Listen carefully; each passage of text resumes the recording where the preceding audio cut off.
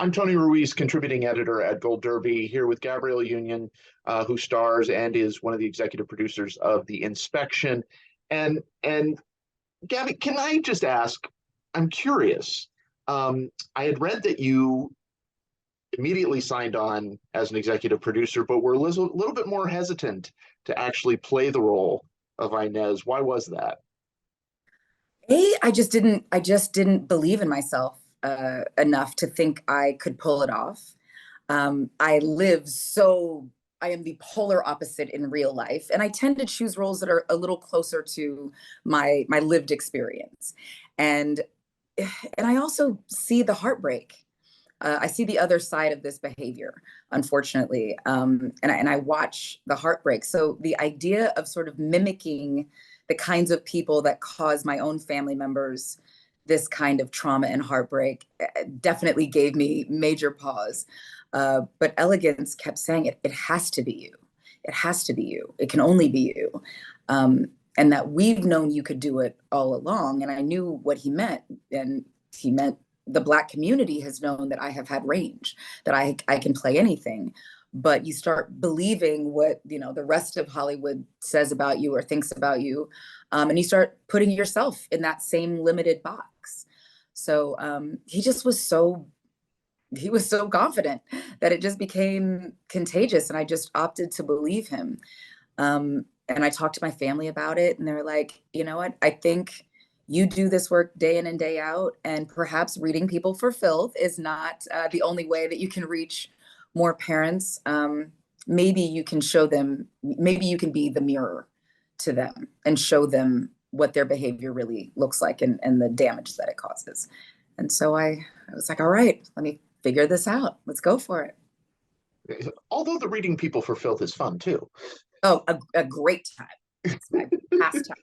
It was interesting because Elegant said the same thing to me when I talked to him a couple of weeks ago. Was that he only saw you in this role? Did he tell you, and did he give you any kind of clue as to what it is that he saw?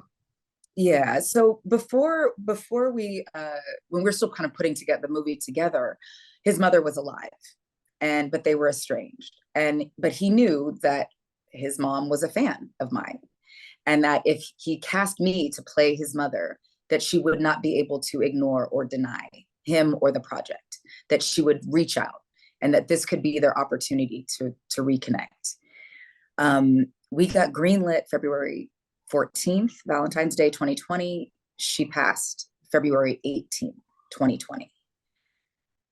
Not only am I playing someone that is a real person, she's alive, and now she's passed, and this I'm still playing the mother of our writer, producer, and director, who is grieving, and whose hope, in a sense, to a degree, had been extinguished about having this reunion of sorts. So now I'm sort of in this place of trying to resurrect his mom. And did he even want that? So we had to work through all of that, and making sure that we still wanted to make the same movie, because grief can do many things, and one of those is soften edges that were sharp as tacks, and also sharpen things that were not quite as pointy as we recall. So our children aren't always the most reliable narrators when it comes to our, I don't know, our interior world.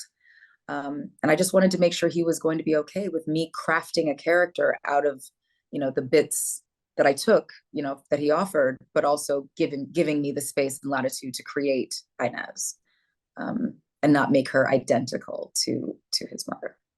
Well, and I think that's so interesting when you talk about crafting a character, because this type of character could easily just be that, a type. And so, and in those, you kind of bookend the film with these, really powerful scenes. And so I'm curious as to how you went about crafting her as more than just kind of an antagonist, or just as more than just a type. When doing research and talking to parents who struggle, who have similar struggles as Inez, the thing that kept jumping out is they all truly believe that everything they're doing is rooted in love. And because they love their children so much, because they want to protect their children, save their children, Um, and so I started there, and I made sure that the love never left. Not in my character and not in the space, as we're on set, right? So if you ever saw me and Jeremy on set, we're holding each other. I mean, for dear life. That's So Jeremy said elegance. that. Jeremy said that exact thing to me. Yeah, because the love had to be there, because what was coming out of my mouth was so hateful. Um, and we all have our own personal real life traumas that we're battling. And I never wanted to slip into caricature. I always wanted the love to be in the space. Um, but it's such a challenge to find beyond loving our children. We diverge in our approach, clearly. And so I had to figure out another way in, and I had to find her humanity. Pretty much the rest of my career, I've judged my characters and I've acted out that judgment on screen, which turns out is not exactly the most effective way of character building. So I had to find her humanity. I had to figure out, like, what about this woman do we have remotely in common? And let's start there. And the thing that I realized that we both had in common is our deep, deep desire to be seen as good and worthy and deserving. And the constant shape shifting and bartering with pieces of ourselves to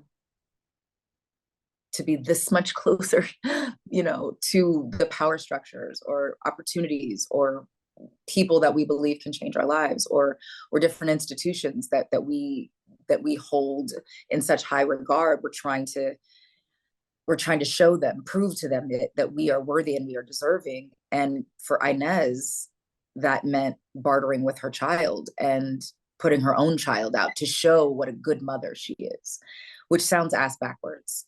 You're going to abandon your child to be a good mother? Most of us, perhaps think a little differently, but for so many parents, they truly believe that the society is going to cast you off. So you need to get it from me first, which is interesting. But if I really were to be honest with myself, which I had to be, my own dad did, similar. He was like, white folks are going to treat you like trash. You're going to have to be bigger, better, better just to be even thought of in the same sentence as equal.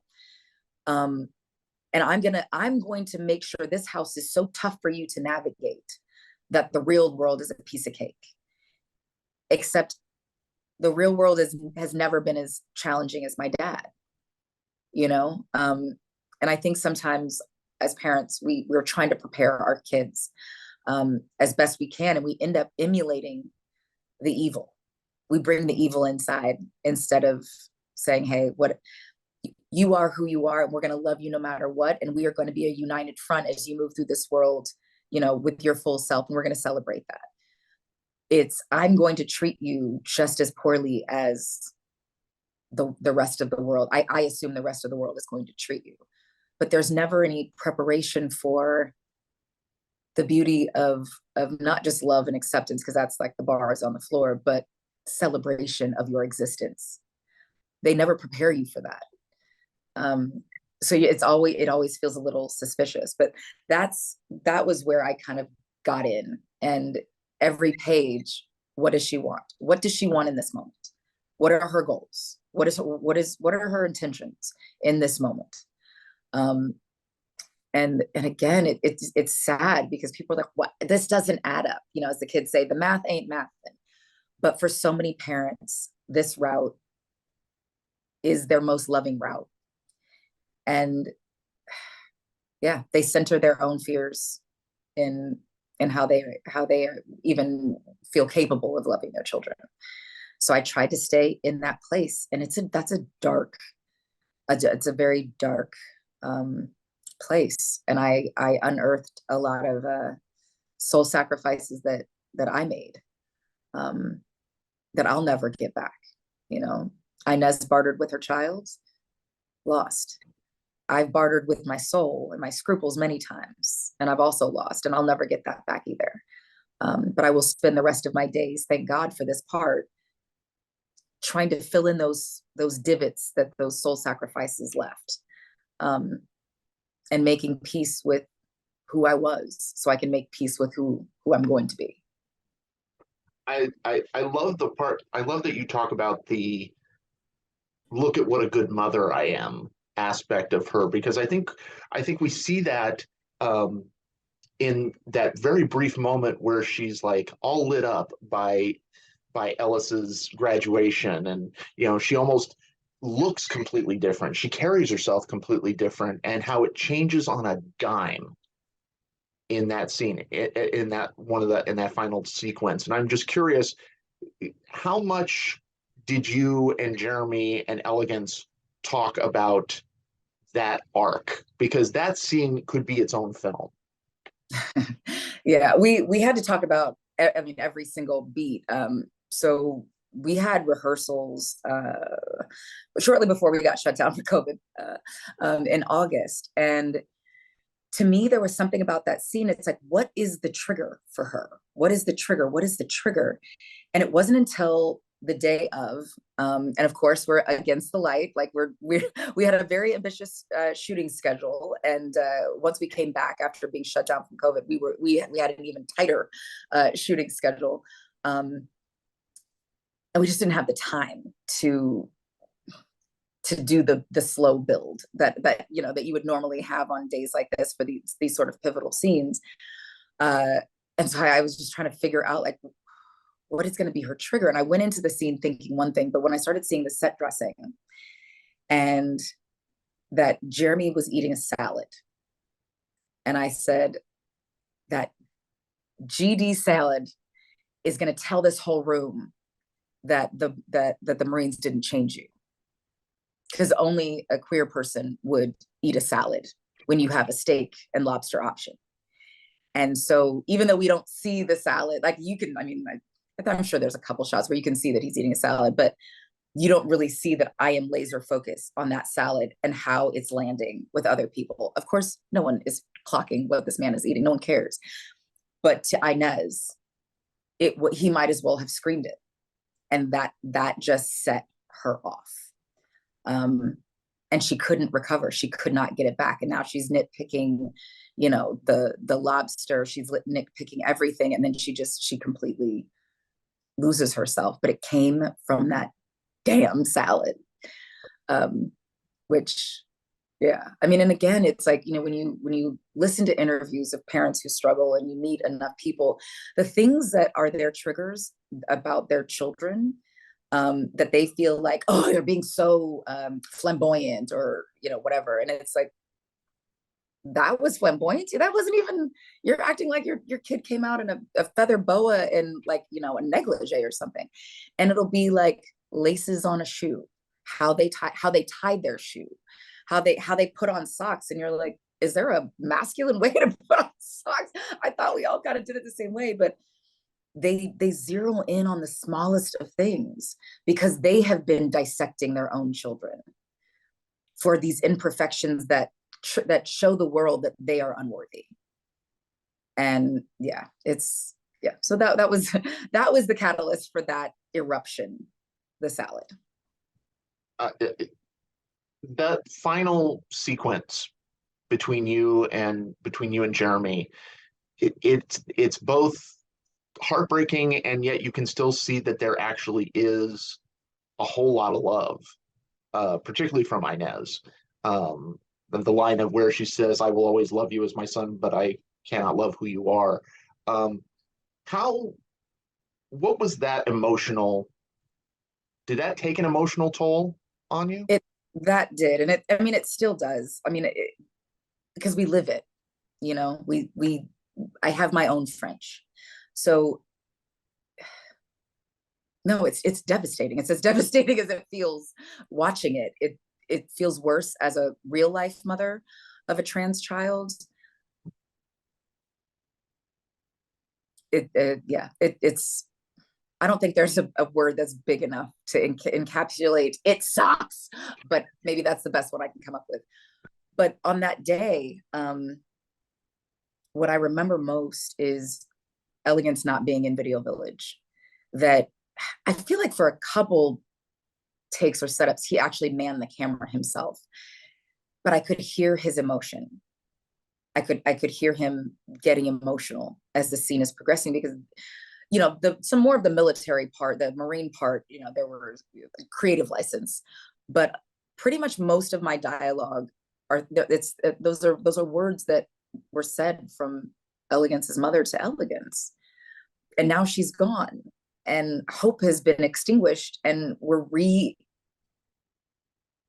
he had a do-over moment, and I kept wanting to you know give him that acknowledgement and love and unconditional love and affection that he was starved, you know, for, that I could clearly hear him wanting to this day. And it was heartbreaking. It was so heartbreaking. And, you know, when I walk out and the door closes, I'm slumped over in, you know, I'm waiting for them to yell cut so I can like let it out of my chest. Jeremy is equally as emotional. Elegance is equally as emotional. And we were just holding on to each other. But the producer of me is like, okay, we still got a few more setups. And we, you know, we went from shooting in the summer, having, you know, sunlight until what, 8:45, to shooting in November. We got like 5:15, and it's like 5:10 and we still have more setups. And but wanting to leave that space for our own humanity, and the fact that we're not robots, and this all this stuff is, you know, we know we're acting, but your body doesn't, and parts of your soul don't. So there is just a deep well of grief that was spilling over, that I'm still trying to empty a year later. I feel like what I'm hearing a lot from you is that this role really changed some of your method to how you approach a character. Would that be fair? Absolutely. Absolutely. Because it's one thing to do all the work and he's like, oh, my process. But it's another if you do that and then you're still judging your character. You know what I mean? You can't judge what you are inhabiting. You know what I mean? You may not like everything, but the judgment can't exist because, you know, unless you're playing someone who is harshly judging themselves, and that's like a character trait. But no, the judgment doesn't get you anywhere. It keeps you flat as a character. It makes you a caricature, right? Because you're playing the judgment. You're not playing the reality and their humanity and their interior life that no one else has access to. So you have to keep it keeps you honest if you commit to the whole thing. Also much more time consuming, and the projects where you do all that, they don't tend to pay the same. So it's easy, and you're more encouraged to take these sort of shortcuts, but you're only shortcutting your emotional fulfillment. You're only shortcutting your own creativity, and that's what I've been doing, and I'm not interested in that anymore. At least not all the time, because mama gotta eat. Well, it brings up something that we're an awards website, and I remember very vividly Viola Davis winning the Emmy, and specifically mentioning you in her speech about taking people of color, particularly women of color, over that line. I'm curious, several years removed, this is a film that is written and directed by a Black queer man, starring an openly Black queer man, with you as a woman of color on the producing team. I'm curious where you think the line is now. Has it moved? Has it shifted? Where do you think we stand now? It's interesting. We did The View today, and Whoopi had this stat that for the first time, I guess ever, 10 movies are out made and produced and starring people of color. And I guess it's never happened before in history. And the audience was cheering. And all I could think of is, didn't we just hit 8 billion people in the world? So 10 sounds like a lot, right? It feels like a lot. But when you think about the reality of this planet, and who are the occupants of this place, we need a whole hell of a lot more than 10. And we need a lot more than incremental snail's pace progress. And we have to stop patting ourselves on the back when the bar is on the floor. Like, okay. There has to just be more. And we all have to have the ability to fail miserably and live to see another day. When that becomes the norm, then we can talk about progress. We still don't have the luxury of failure. You know, I always say, like, I'll know I made it as a producer and as talent when I can be in, you know, a Black Ladybird-esque type of project about nothing, about a completely mediocre girl, you know, with like regular teen problems. But it's like, it's not solving world hunger. It's not like any kind of major issue. You can just do a beautiful character piece that gets to be small and doesn't have to make $1 bazillion. It just gets to be, and you get to be celebrated for that. That's when I'll know that, okay. And then we get to have one of those about like an average chubby Asian guy or a Latinx person, or like, we have a long way to go. And yeah, every year there's progress, but we got 8 billion people, so the progress needs to come a little faster. You know, if we're streaming all over the world, right? It's all about streaming. Well, that streaming audience is global, so the progress is going to need to come a little faster. You know, a lot faster. Wonderfully said, I must say. Gabby, congratulations on the Gotham nomination, the Spirit nomination. So glad to see you getting the attention you deserve for this project. Everybody go to goldderby.com, make your predictions for the upcoming award season, and stay tuned for interviews with more contenders in the coming weeks. Gabrielle Union from The Inspection, congratulations. Thank you so much. Thank you. I appreciate it.